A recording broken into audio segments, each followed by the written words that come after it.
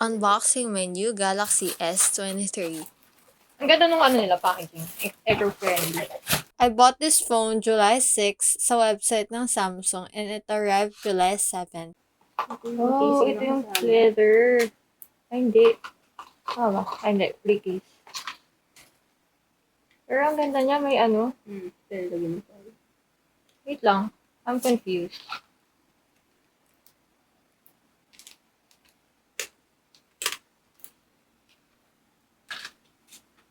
So, ganyan siya. Oo nga. I think so. Tapos ito yung ano, hindi. Ano to? Ito sa labas. Ay, hindi. Kasi lalagyan din. Baka may instruction. Alisin muna natin lahat ng boxes. Ano pa kasama dito?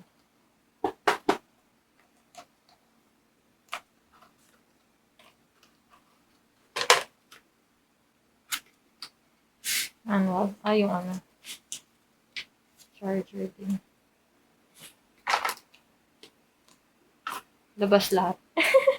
Napakawalang kwenta ko unboxing.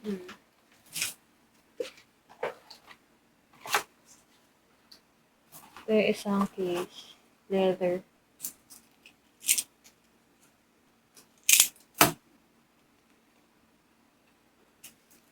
Bumili nga ako ng case na pang waterproof din.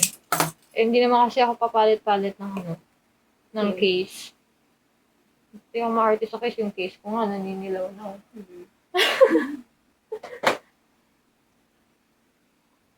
Kaya feeling ko sulit naman yung nabili kong case. Bali yung freebies niya yung Yung case, tsaka parang may charger ako. Ay, adapter.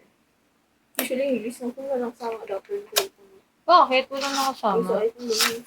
Sa ibang Samsung ganun din. Ganda.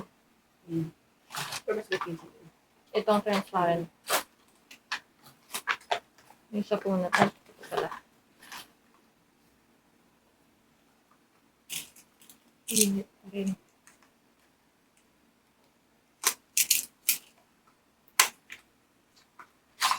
Puti.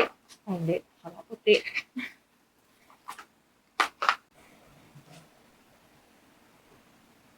Oh my God.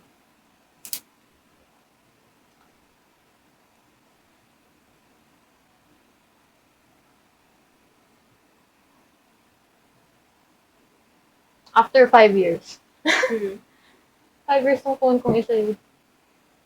Siguro to 10 years naman. 5 years old.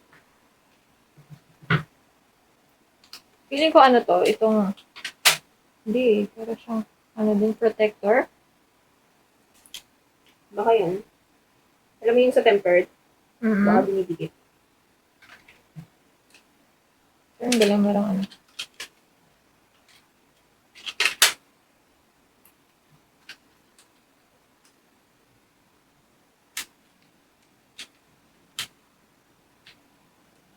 'Mahal din pala magpa-rebranding na. Lugi na sa 5K. Depende pa sa style. Oh? Ay, hindi lahat.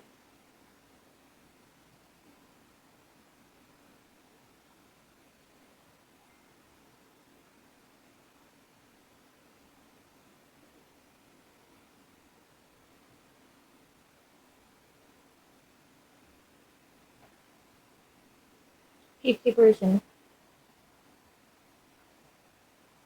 I'm so happy with my new phone and more videos coming soon.